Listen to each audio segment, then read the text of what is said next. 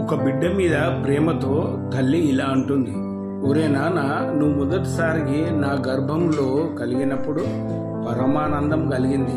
నన్ను అమ్మను చేస్తున్నావని, నువ్వు ఊపిరాడకుండా నన్ను కదలకుండా చేస్తుంటే ఉత్సాహం కలిగింది.